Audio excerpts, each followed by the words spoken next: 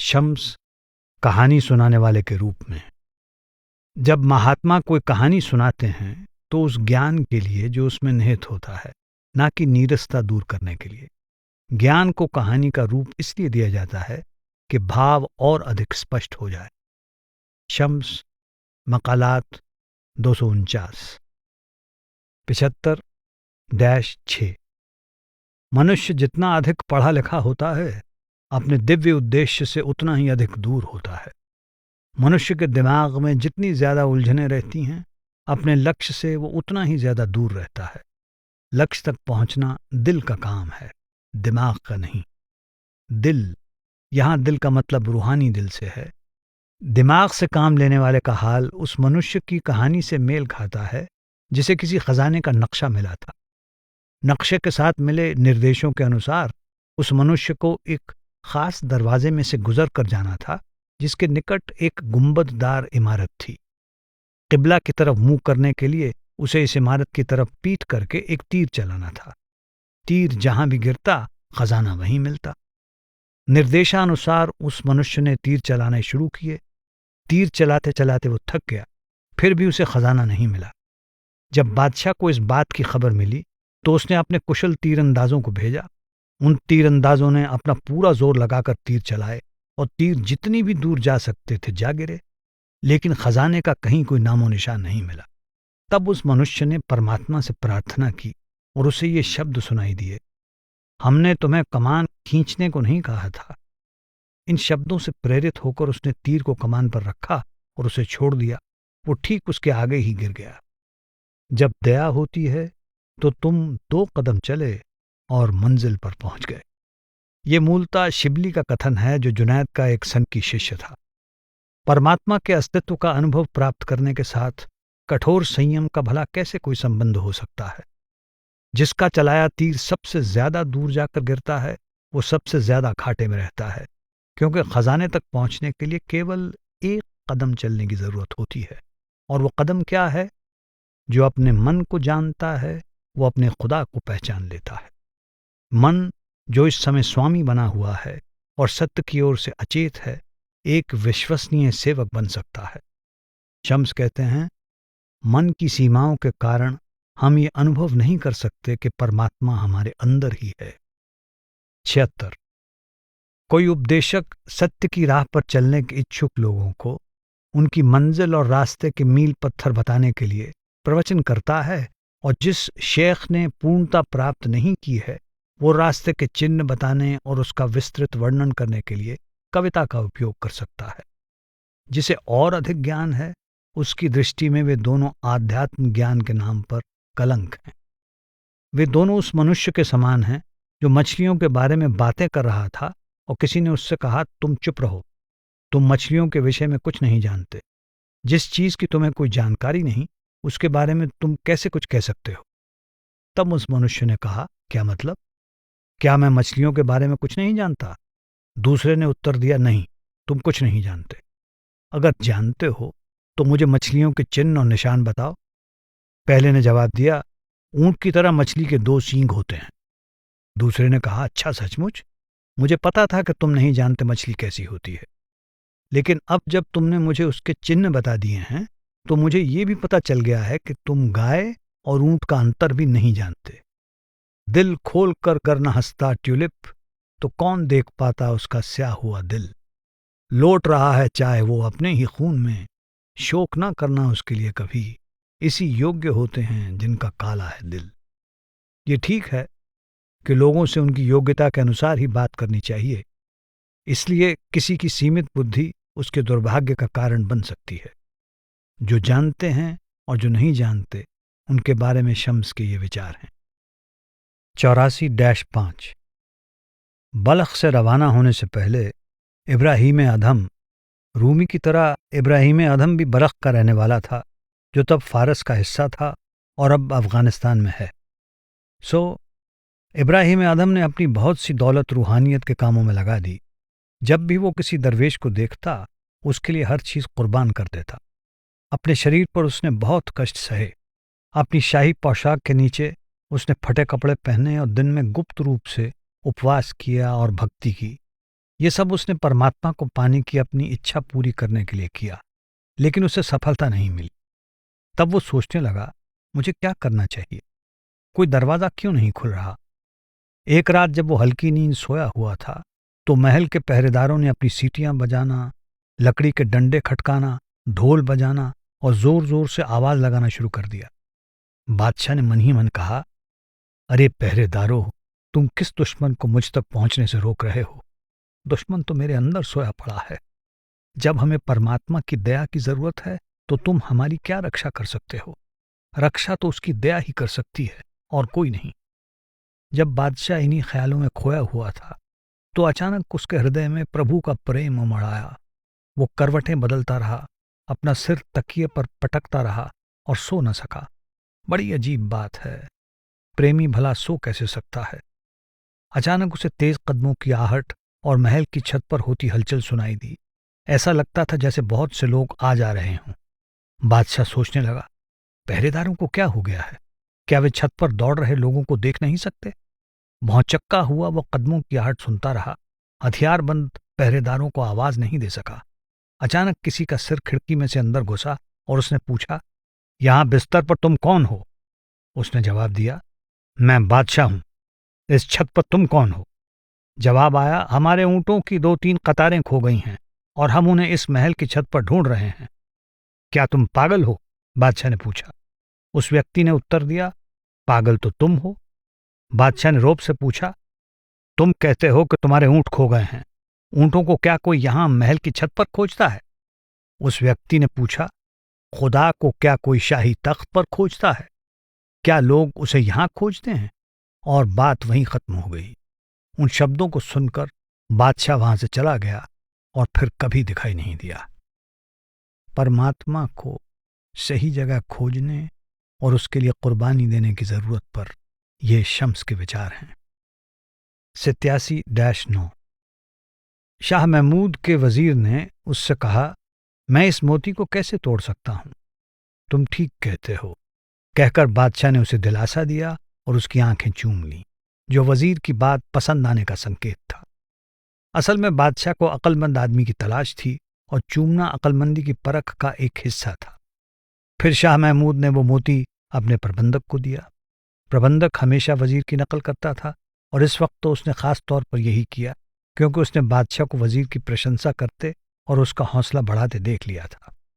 बादशाह ने प्रबंधक से पूछा, क्या ये मोती अच्छा है? प्रबंधक ने अभद्रता से जवाब दिया, ये अच्छे से कहीं बढ़कर है। क्या ये बढ़िया है? लाख गुना बढ़िया। मोती की बादशाह द्वारा की गई प्रशंसा से अधिक प्रशंसा करते हुए प्रबंधक ने फिर अभद्रता से जवाब दिया, अब इसे तोड़ दो, बादशाह ने हुक्म दिया। प्रबंधक ने सोचा कि मैं इस मोती को कैसे तोड़ सकता हूं, क्योंकि वजीर तो कहता है कि सारे राज्य की कीमत इसकी कीमत की 1/4 है। उसने बादशाह से कहा, मैं इसे कैसे तोड़ सकता हूं? बादशाह ने पूछा, क्या अब यह हमारे खजाने के काबिल है?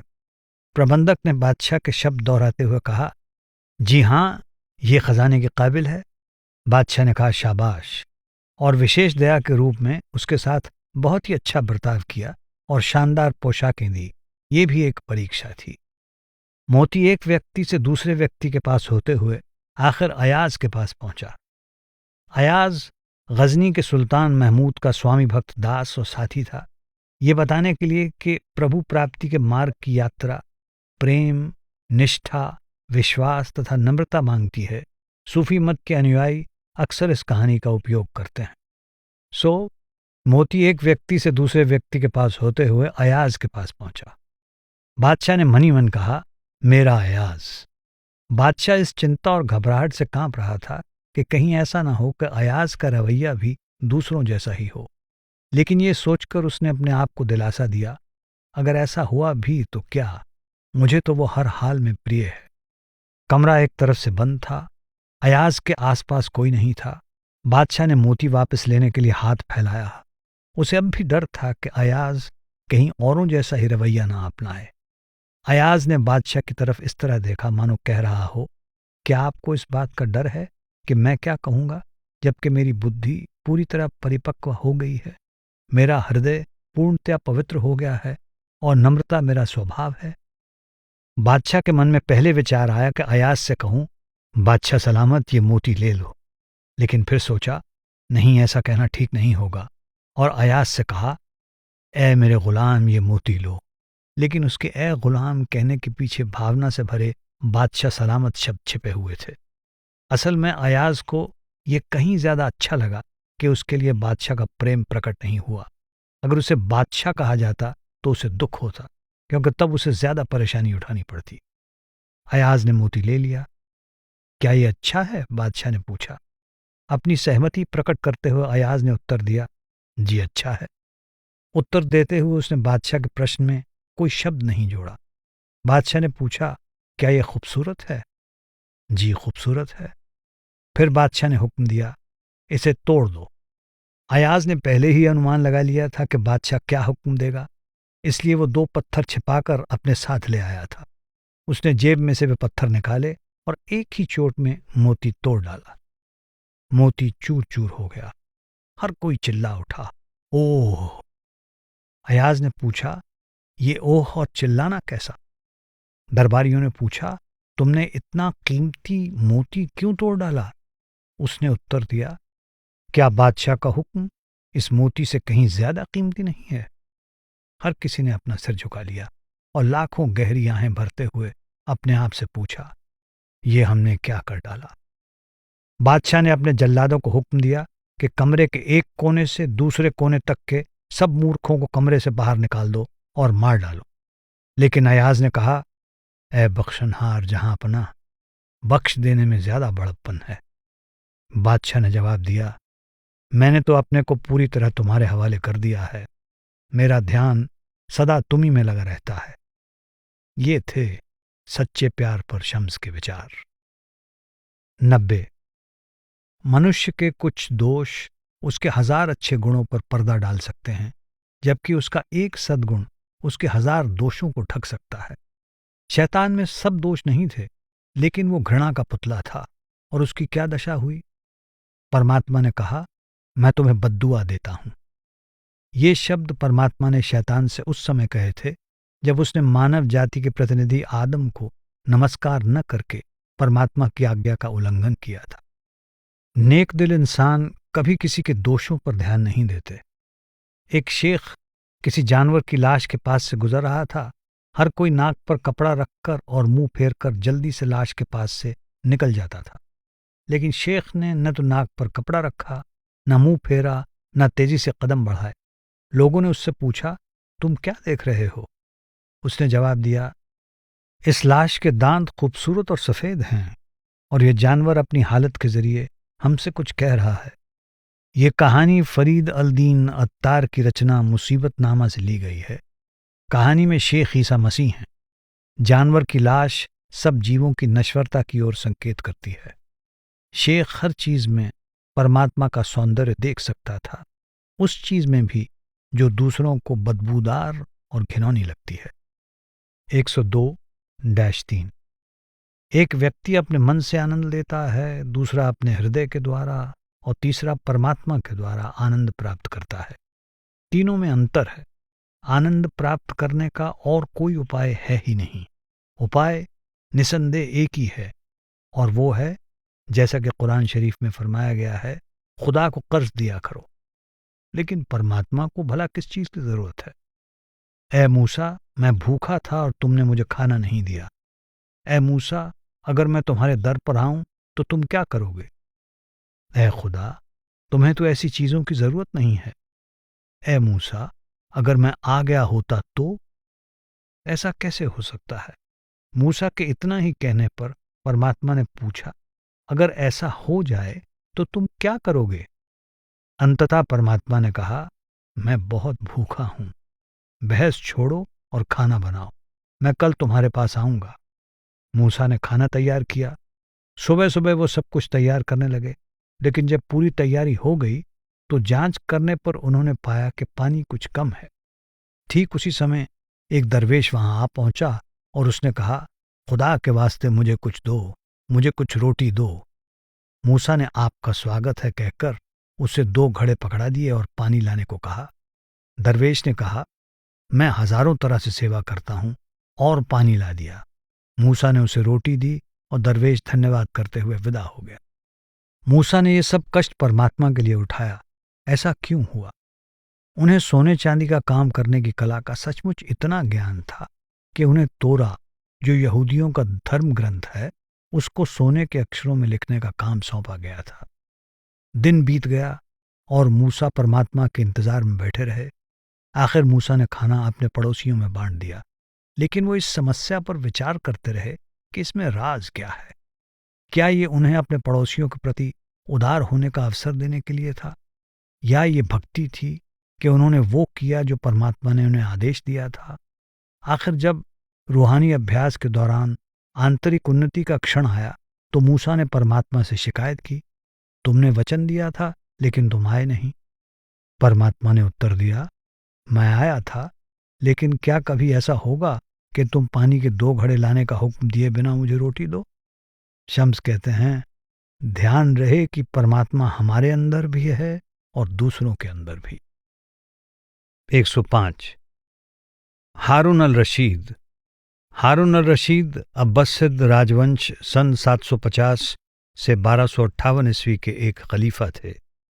उन्होंने अपने सेवकों से कहा, लैला को मेरे पास लाओ, मैं उसे देखना चाहता हूं, क्योंकि मजनू ने उसके प्रेम में दुनिया में ऐसी हलचल मचा दी है कि पूरब से पश्चिम तक सभी प्रेमी अपनी कहानियों में लैला मजनू की कहानी की झलक देखने लगे हैं। कई तरह से फरेब करके और बहुत सा पैसा खर्च करके वे लोग आखिर में लैला को हारून के पास ले आए। उत्सुकता भरे मन से हारून लैला के कमरे में गया, जहां मोमबत्ती की रोशनी थी। हारून बार बार थोड़ी देर के बाद लैला को टकटकी लगाकर देखता और फिर नजर नीचे कर लेता। उसे अपनी उम्मीद के अनुसार उसका सौंदर्य दिखाई नहीं दिया।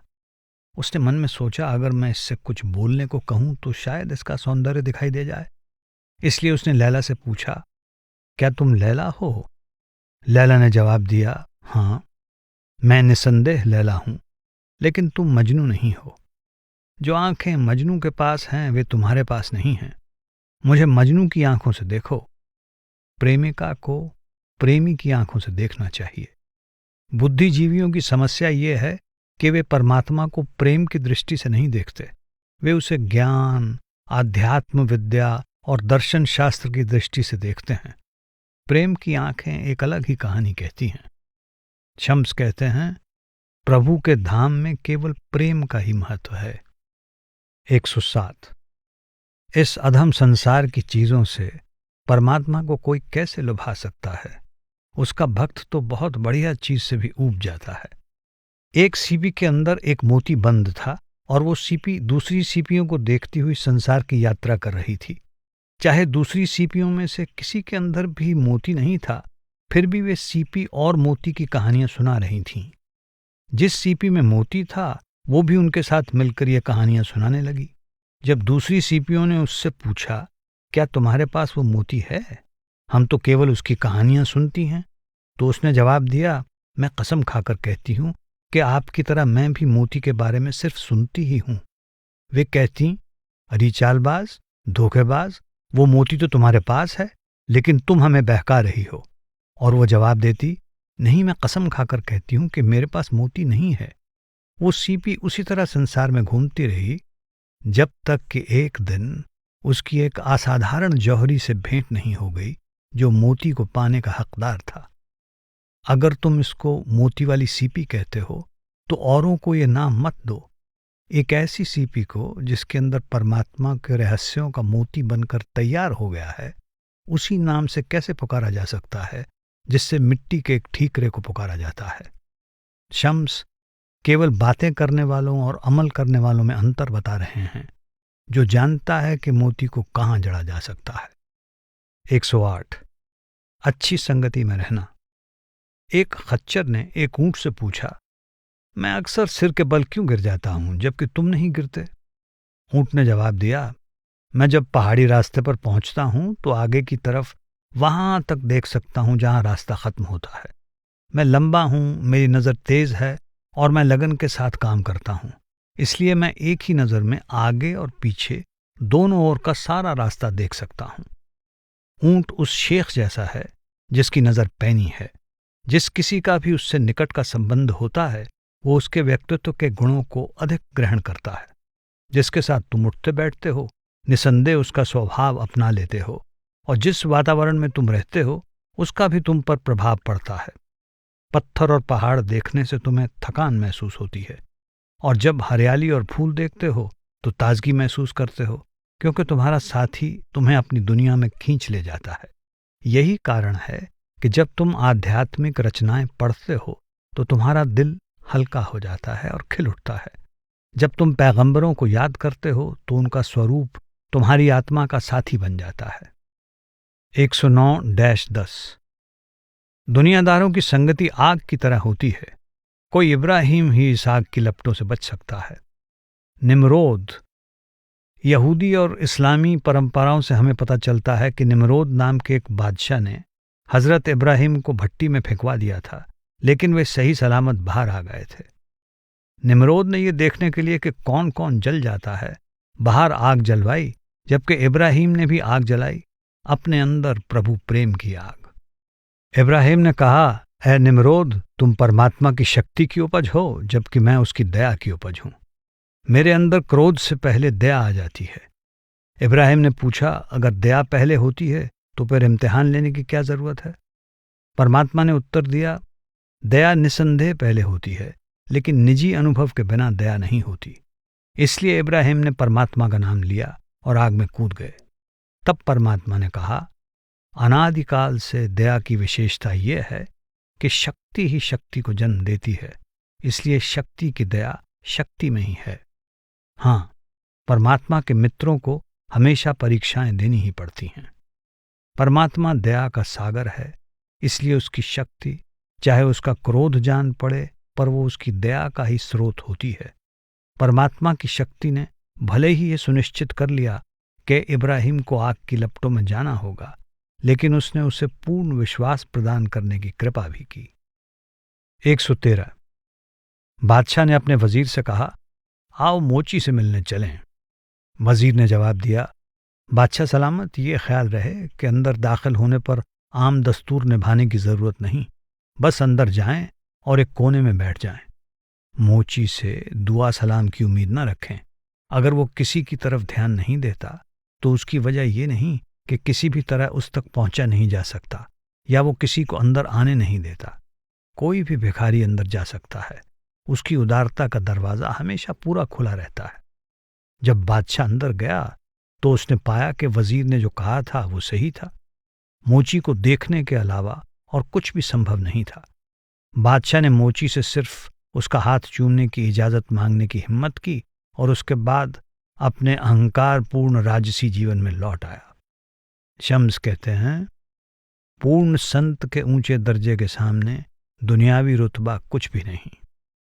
114-5 मैं तैराक और सौदागर की कहानी तुम्हें पहले ही सुना चुका हूं। सौदागर के पास 50 आदमी थे जो उसका कीमती सौदा लेकर जल थल पर हर जगह की यात्रा किया करते थे। मोती की खोज में एक यात्रा के दौरान उसने एक प्रसिद्ध तैराक के बारे में सुना। जब वो तैराक के पास से गुजरा तो तैराक उसके पीछे हो लिया। मोती कैसा है और किस हालत में है, ये बात उसके और सौदागर के बीच एक राज ही रही। सौदागर को मोती के बारे में एक सपना आया और यूसुफ की तरह उसे विश्वास था कि उसका सपना सच्चा है। यूसुफ को सपनों का अर्थ लगाने के अपने ज्ञान पर पूरा विश्वास था, इसलिए अब उसने सपने में सूरज, चांद और एक तारे को अपने सामने झुकते देखा तो उसे लगा कि उसने उस सपने का सही अर्थ लगाया था। इस योग्यता के कारण यूसुफ कैदखाने में अपना वक्त खुशी से बिता सका था। आज तैराक मौलाना हैं, सौदागर मैं हूं और मोती हमारा राज है। मोती तक पहुंचने का रास्ता केवल मैं ही जानता हूं। इसलिए लोग मुझसे पूछते हैं कि क्या वे भी मोती तक पहुंच सकते हैं। मैं उन्हें बताता हूं कि वे पहुंच सकते हैं, लेकिन इस रास्ते पर चलना पड़ेगा। मैं तुमसे कुछ नहीं मांगता। जब तुम जरूरत के एहसास से मेरे पास आते हो तो असल में तुम मुझसे परमात्मा तक पहुंचने का रास्ता पूछ रहे होते हो। तुम कहते हो, मेहरबानी करके हमें बताइए। मेरा जवाब होता है कि रास्ता ये है। बेशक तुम्हें आक्सरा से होते हुए ही जाना होगा और जान और माल से खिदमत के पुल पर से भी जरूर गुजरना होगा। पहले अपनी दौलत का त्याग करना पड़ता है और उसके बाद भी बहुत कुछ करना होता है। फिर भी पहली बात तो यही है कि रास्ता आक्सरा से होकर जाता है, दूसरा कोई रास्ता नहीं है। अगर तुम आक्सरा में से नहीं गुजरते हो तो तुम्हारा सफर रेगिस्तान में से होगा। राक्षस और भेड़िए ने अगर एक बार भी तुम्हें रास्ते से भटकते देख लिया तो वे तीर की सी तेजी से तुम्हारे पास आएंगे, तुम्हारे सफर के साथी बन जाएंगे और तुम्हें निवाला बनाकर एक ही बार में निगल जाएंगे। इसलिए अब तुम क्या करोगे और क्या दोगे, कौन सी चीज तुम्हारे दिल को रोक रही है, इस बारे में मुझे सब बताओ। अगर कोई रुकावट है तो बोलो, मैं तुम्हें रास्ता समझा सकता हूं ताकि तुम्हारे लिए ये आसान हो जाए। मैं रास्ते को तुमसे बेहतर जानता हूं। मैं तुम्हें मोती की ये कहानी सुना रहा हूं, लेकिन तुम एक पैसा भी छोड़ने को तैयार नहीं हो। शम्स कहते हैं, दुनिया की धन दौलत छोड़ दो, अपना सब कुछ सौदागर के हवाले कर दो और उसके पद चिन्हों पर चलकर मोती हासिल कर लो। 130।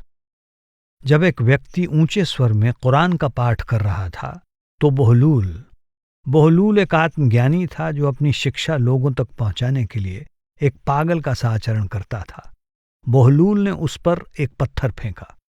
लोगों के पूछने पर कि तुमने ऐसा क्यों किया, उसने जवाब दिया, क्योंकि वो झूठ बोल रहा है। इससे शहर में खलबली मच गई, क्योंकि ऐसा माना जाता है कि कुरान में खुदा के ही शब्द दर्ज हैं। खलीफा ने बहलूल को बुलाया और उससे पूछा कि उसने ऐसा क्यों कहा। उसने जवाब दिया, मैं उसकी आवाज की बात कर रहा हूं, उसके शब्दों की नहीं। खलीफा ने पूछा, उसके शब्द उसकी आवाज से अलग कैसे हो सकते हैं? तुम ये कैसी बातें कर रहे हो? बहलूल ने जवाब दिया, फर्ज करें कि आप खलीफा की हैसियत से कुछ लोगों के लिए किसी जगह ये हुक्म लिख देते हैं, ये हुक्म सुनते ही फौरन चले आओ। संदेश ले जाने वाला हुक्म लेकर उनके पास जाता है और पढ़कर सुना देता है। अगर वे हर रोज उस हुक्म को पढ़ते रहते हैं लेकिन आते नहीं, तो वे पढ़ने में भले ही ईमानदारी दिखाते हों, लेकिन क्या वे हुक्म मानने में ईमानदार हैं? शम्स कहते हैं, धर्म पुस्तक पढ़ लेना ही काफी नहीं, उसमें जो लिखा है उस पर अमल करना भी जरूरी है। 134-5 मिथ्याभिमान करके पश्चाताप करना। एक चूहे ने ऊंट की रस्सी अपने दांतों के बीच दबा ली और ऊंट के आगे आगे चलने लगा। ऊंट एक बार पहले अपने स्वामी की आज्ञा का उल्लंघन कर चुका था, जिसका उसे अफसोस था, इसलिए वो चूहे के पीछे पीछे चलने लगा। चूहे ने सोचा कि मैं अपनी शक्ति से ऊंट को खींच रहा हूं और ऊंट ने मेरी शक्ति के आगे सिर झुका दिया है। इसी विचार की एक किरण ऊंट के मन में भी कौंध गई और उसने सोचा, अच्छा, मैं अभी तुम्हें सबक सिखाता हूं। थोड़ी देर में ही वे एक छोटी नदी पर पहुंचे और जब चूहा रुक गया तो ऊंट ने उससे रुकने का कारण पूछा। चूहे ने उत्तर दिया कि ये नदी बड़ी है और पानी गहरा है। ऊंट ने कहा, मैं देखता हूं कि पानी कितना गहरा है, तुम यहां किनारे पर इंतजार करो। ऊंट पानी में कुछ कदम चला और फिर लौट आया और चूहे से कहा, आ जाओ, पानी ज्यादा नहीं है, केवल घुटनों तक है। चूहा बोला, ठीक है, लेकिन तुम्हारे और मेरे घुटनों में बहुत बड़ा अंतर है। ऊंट ने कहा, अच्छा, तो क्या अब तुम्हें अपने घमंड और गुस्ताखी पर अफसोस है? अगर तुम्हें फिर ऐसी गुस्ताखी करने का ख्याल आए तो ध्यान रहे कि तुम किसी ऐसे को ढूंढो जिसके घुटने तुम्हारे घुटनों से ऊंचे ना हों। चूहे ने कहा, हाँ, मुझे अफसोस है, लेकिन कृपा करके मेरी सहायता करो। इसलिए घुटनों के बल झुककर ऊंट बोला, ऊपर चढ़ो और मेरे कोहान पर बैठ जाओ। मैं तैरकर ये छोटी सी नदी पार कर सकता हूं। बैक्ट्रस दरिया तो छोटा है, मैं तो समंदर भी पार कर सकता हूं, क्योंकि मैं निडर हूं। 142-3 रूमी ने कहा, एक पहलवान जब भी किसी से कुश्ती करने की कोशिश करता, हार जाता था। एक दिन उसने किसी ऐसे असहाय व्यक्ति को हरा दिया जिसने पहले कभी कुश्ती नहीं लड़ी थी और जो संयोगवश वहां उपस्थित था। पहलवान ने उसे गर्दन से पकड़ लिया और कहा, मैं इसे मार डालूंगा। लोगों ने पूछा, क्यों? इसने तुम्हारा क्या बिगाड़ा है? तुम ही वो आदमी हो जिसे दुनिया के तमाम पहलवानों ने हराया है। इस बेचारे को तुम क्यों मार डालना चाहते हो? उसने जवाब दिया, नहीं, मैं तो इसे जरूर मार डालूंगा। लोगों ने फिर पूछा, लेकिन क्यों? उसने जवाब दिया, ये कैसे हो सकता है कि मैं अपनी पूरी जिंदगी में सिर्फ एक ही इंसान को हराऊं और उसे मार ना डालूं? लोग बादशाह के पास गए और फरियाद की, खुदा के लिए इस गरीब को बचाएं। बादशाह ने हुक्म दिया कि पहलवान को उसके सामने पेश किया जाए। जब लोग उसे ले आए तो बादशाह ने उससे कहा, चांदी के 1000 सिक्के ले लो और इस आदमी को छोड़ दो जिसे तुमने हराया है। लेकिन पहलवान ने कहा, मनुष्य के शरीर के हर अंग की कीमत कम से कम चांदी के 1000 सिक्के होती है। इसके शरीर के कितने हिस्से हैं? इंसान की जिंदगी अनमोल है। अगर किसी में नम्रता है और उसे परमात्मा की सच्ची चाह है तो वो जानता है कि इसकी कीमत नहीं लगाई जा सकती। शम्स कहते हैं, मानव शरीर का महत्व तब समझ में आता है जब आत्मा की दिव्य धरोहर प्राप्त करने के लिए इसका प्रयोग किया जाता है। 174-5 जब हजरत मूसा को आंतरिक वास्तविकता का अनुभव हुआ तो वे उसमें खो गए, पूरी तरह डूब गए और उन्होंने परमात्मा से प्रार्थना की, मुझे दर्शन दो। परमात्मा ने उत्तर दिया, क्या तुम मेरा दीदार नहीं कर सकते? अगर तुम इस तरह मेरा दर्शन करना चाहते हो तो कभी नहीं कर पाओगे। इस तरह हैरान करने वाले जोरदार शब्दों में प्रार्थना अस्वीकार करने का मतलब था कि जब तुम पहले ही परमात्मा के दर्शन में खोए हुए हो तो ये क्यों कहते हो, मेरे सामने आओ ताकि मैं तुम्हारा दर्शन कर सकूं? वरना यह तो निश्चित है कि हजरत मूसा के बारे में कोई संदेह हो ही नहीं सकता, जो परमात्मा के मित्र थे, उसे इतने प्यारे थे। कुरान शरीफ के अधिकांश भाग में उन्हीं के बारे में लिखा हुआ है और सबसे ज्यादा जिक्र उसी का किया जाता है जिससे सबसे ज्यादा प्यार होता है। परमात्मा ने हजरत मूसा से कहा, पर्वत को देखो। परमात्मा के कहने का ये मतलब था कि हजरत मूसा अपने वास्तविक स्वरूप को देखें और उसके लिए उन्होंने पर्वत शब्द का प्रयोग किया, क्योंकि वो स्वरूप भव्य, शक्तिशाली और स्थायी होता है। परमात्मा का मतलब था, अगर तुम अपने अंदर झांकोगे तो तुम मुझे देखोगे। ये बात इस कथन जैसी है, जो अपने मन को जानता है वो अपने खुदा को जानता है।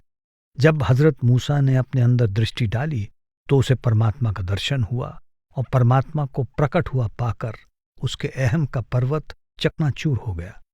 वरना परमात्मा क्यों अपने मित्र की प्रार्थना अस्वीकार करता और अपने आप को एक निर्जीव पदार्थ के रूप में व्यक्त करता? इस पर हजरत मूसा ने कहा, मुझे अपने किए पर अफसोस है, जिसका मतलब था, मुझे अपने इस गुनाह पर अफसोस है कि पहले ही तुम्हारे दर्शन में खोया होने पर भी मैं दर्शन की प्रार्थना करता रहा। शम्स कहते हैं, सब कुछ परमात्मा है, परमात्मा के सिवा और कुछ नहीं। 179 आध्यात्मिक गुरु की आवश्यकता। बू नजीब, शेख ज़ियाउद्दीन अबू नजीब शब्द अल काहिर सोहरवर्दी, जो बू नजीब नाम से जाने जाते हैं, एक प्रसिद्ध फारसी सूफी थे। परमात्मा उनकी आत्मा को पाप से मुक्त करे। वे एक आध्यात्मिक समस्या से जूझ रहे थे, जिसे सुलझाने के लिए वे 40 दिन तक भक्ति में बैठे रहे। कभी कभी उन्हें अपने अंदर एक दिव्य स्वरूप दिखाई देता, जो संकेत देता कि उनकी समस्या एक विशेष शेख के पास जाए बिना हल नहीं हो सकती। इसलिए उन्होंने सोचा, मैं उनसे मिलने जाऊंगा, पर वे मुझे मिलेंगे कहाँ? तभी उन्हें अपने अंदर आवाज सुनाई दी, तुम उनसे नहीं मिल सकोगे। बू नजीब ने पूछा, तो मुझे क्या करना चाहिए? अंदर से उत्तर मिला, अपनी 40 दिन की भक्ति छोड़ दो, आम लोगों की मस्जिद में जाओ और नम्रता से पूरी भीड़ पर नजर दौड़ाओ। हो सकता है कि वहां तुम उसका ध्यान अपनी तरफ खींच सको और वो तुम्हें देख ले। अब बू नजीब स्थिति में थे, अगर मुझे मुर्शिद ना मिले होते तो मैं जिंदा नहीं रह सकता था। 179-80 किसी की मृत्यु पर एक पेशावर मातम करने वाले को मातम का काम सौंपा गया। उसने मृत व्यक्ति की उपलब्धियों के बारे में पूछा, क्या वो विद्वान था? उत्तर मिला, नहीं। उसने पूछा, क्या वो नेक पाक था या उसने इस संबंध में कोई कदम उठाया? जवाब फिर नहीं में मिला। फिर किबला की तरफ मुंह करके उसने पूछा, क्या उसके बीवी बच्चे थे? नहीं। और कुछ? लोगों ने कहा, नहीं। असल में जो कुछ भी उसने पूछा, मरने वाले में उसका कोई निशान तक नहीं मिला। इसलिए मातम करने वाला कहने लगा, ओ जीवन में भी खुशकिस्मत रहने वाले और उससे छुटकारा पाने में भी खुशकिस्मत इंसान। अत्यंत उत्तम था तुम्हारा जीने का अंदाज, और अत्यंत उत्तम रहा तुम्हारा मरने का अंदाज भी। शम्स कहते हैं, सत्य तक पहुंचने के लिए अनासक्ति और मन से छुटकारा पाने की आवश्यकता है। 180। किसी ने एक नाई से कहा कि मेरी दाढ़ी के सफ़ेद बाल काट दो। नाई को इतने ज़्यादा सफ़ेद बाल दिखे कि उसने दाढ़ी ही काट कर उस आदमी के हाथ में रख दी और कहा, तुम ही सफ़ेद बाल चुनकर निकाल लो, मैं बहुत व्यस्त हूं। 187-8। आपने एक शिष्य की कहानी सुनाने के बाद जो 40 दिन भक्ति करके अपने अंदर एक ख़ास मुकाम पर पहुंच गया था, पैगंबर ने कहा, अगर कोई केवल परमात्मा को पाने के उद्देश्य से भक्ति करेगा तो उसकी बातों से उसके आंतरिक अनुभव के खजाने का ज्ञान होगा। उसके बाद उनका एक और शिष्य परमात्मा की 40 दिन की भक्ति और अनुनय विनय में लग गया, लेकिन उसे अंदर कोई प्रगति नजर नहीं आई।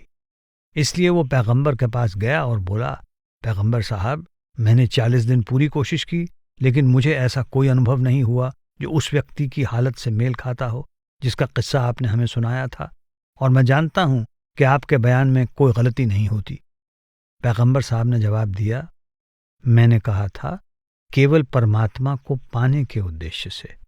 सफलता प्राप्त करने के लिए ये जरूरी है कि परमात्मा को पाने की इच्छा पवित्र और सच्ची हो, और साथ में दूसरी कोई भी इच्छा या उद्देश्य न हो। किसी और के असाधारण शब्दों और अनुभवों के बारे में सुनकर तुमने उसकी जैसी हालत में पहुंचने का लालच किया, परमात्मा को पाने की कामना नहीं की। पैगंबर के अनुसार प्रभु प्राप्ति की अवस्था प्राप्त करने की लालसा और प्रभु को पाने की लालसा में अंतर। 190-1। 7 सूफी दरवेश कुछ दिनों से एक मकान में इकट्ठे रहने का आनंद ले रहे थे। उन्हें खाने की जरूरत थी, लेकिन वे एक दूसरे को छोड़कर खाने की तलाश में नहीं जाना चाहते थे। घर के मालिक को जब इस बात की खबर हुई तो उसने आकर शिष्टाचार के नाते दूर से झुककर सलाम किया और पूछा, आपको किस चीज की जरूरत है? उनमें से एक ने कहा, जाओ और एक बड़ी दावत की तैयारी करो, हमारे लिए बहुत सा खाना बनाओ और उसके बाद हर किसी को घर से बाहर कर दो, खुद भी बाहर चले जाओ, इस बात का ध्यान रहे कि कोई हमें परेशान ना करे। उसने दावत की तैयारी शुरू कर दी और अपने आप से कहा, यहाँ केवल 7 आदमी हैं, लेकिन इस ख्याल से कि कोई कमी ना रह जाए मैं 20 आदमियों के लिए खाना तैयार कर रहा हूँ। खबरदार, आज कोई इस मकान के नजदीक नहीं आएगा। कहते हुए उसने अपनी पत्नी और परिवार को वहां से हटा दिया।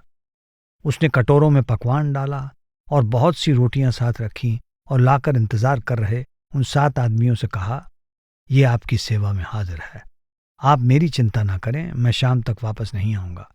फिर जाने का बहाना करते हुए उसने दरवाजा बंद किया और घर की अटारी में चला गया, जहां से छत के एक सुराख में से सूफियों को देखने लगा। वो ये देखने को उत्सुक था कि वे लोग इतना ज्यादा खाना कैसे खा सकते हैं। एक एक करके 7 ने अपने अपने कटोरे अपनी तरफ सरकाए और खाना शुरू किया। वे तब तक खाते रहे जब तक उनके कटोरे खाली नहीं हो गए, और तब उन्होंने कटोरे फिर से भर लिए। अचानक उनमें से एक के पेट में दर्द हुआ और वो मर गया। क्योंकि हर एक को अपने स्रोत को लौट जाना था, इसलिए उसने अपने परमात्मा को ये कहते सुना, मेरे पास लौट आओ। वो इतना सच्चा भक्त था कि परमात्मा में लगभग विलीन हो चुका था। वो इतनी रूहानी तरक्की कर चुका था कि एक पतला सा पर्दा ही बाकी रह गया था जिसमें से दूसरे उसे देख सकते थे। बाकी सूफी खाना खाते रहे। 1 घंटा बीतने पर एक और सूफी के पेट में दर्द हुआ और वो भी मर गया, और इसी तरह एक को छोड़ बाकी सब सूफी मर गए। जब सिर्फ वही बाकी रह गया तो घर का मालिक और इंतजार नहीं कर सका। वो नीचे उतरा, दरवाजा खोला और बाहर से आने का बहाना किया। उसने उस सूफी से पूछा, शेख साहब, खाना कैसा रहा? क्या वो काफी था? क्या वो आपके हुक्म के मुताबिक था? सूफी ने कहा, नहीं। लेकिन कैसे नहीं? उसने पूछा। अगर वो भरपूर और काफी होता तो मैं अभी जिंदा ना होता, सांस न ले रहा होता। संपूर्ण और संतोषजनक उत्तर वो होता है जिसमें सवाल जवाब की गुंजाइश नहीं रहती। जब तक और सवाल जवाब करने की इच्छा बनी रहती है, उत्तर पूरा नहीं होता। अगर एक और शब्द या एक और उत्तर से किसी को आनंद मिलता है तो इससे ये सिद्ध होता है कि उसके अंदर अभी भी कोई संदेह बना हुआ है तथा और स्पष्टीकरण की आवश्यकता है। भोजन यहाँ प्रश्नों और शंकाओं का प्रतीक है। 194। उन्होंने पैगंबर साहब से प्रार्थना की, खुदा के लिए हमें कोई निशानी बताइए, हमें बताइए कि आपकी दया मेहर किस पर ज्यादा होती है। पैगंबर साहब ने जवाब दिया, उस पर जो खुदा को ज्यादा याद करता है। अब याद तो जबान से भी किया जाता है और रूह से भी। बायजीद बस्तामी जब भी किसी नए शहर पहुंचते तो वहां के कब्रिस्तान में जरूर जाते। एक बार कब्रिस्तान में चलते चलते उन्हें आदमियों की कुछ खोपड़ियां मिली। उन्हें अंदर से प्रेरणा मिली, इन्हें उठाओ और बहुत गौर से देखो। जब उन्होंने ऐसा किया तो देखा कि कुछ खोपड़ियों के कानों की नलियां बिल्कुल बंद थीं। कुछ की एक नली एक कान से दूसरे कान तक जा रही थी और कुछ की कान से गले तक जाती थी। उसने पूछा, ए खुदा, लोगों को तो ये खोपड़ियां एक सी दिखाई देती हैं, लेकिन तुम मुझे दिखा रहे हो कि ये एक दूसरे से भिन्न हैं। अब तुम ही ये पहेली सुलझाओ, ये खोपड़ियां ऐसी क्यों हैं? तब उन्हें अंदर से आवाज आई, जिन खोपड़ियों के कानों की नलियां नहीं हैं उन्हें मेरा शब्द सुनाई नहीं दिया। जिनके कान नली से जुड़े हुए हैं उन्होंने मेरा शब्द एक कान से सुना, दूसरे से निकाल दिया। केवल उन्हीं ने, जिनकी नली गले तक जाती है, मेरा शब्द सुना और खुशी से अपना लिया। शम्स कहते हैं, सत्य के बारे में केवल सुनो नहीं, उसका अनुभव भी करो।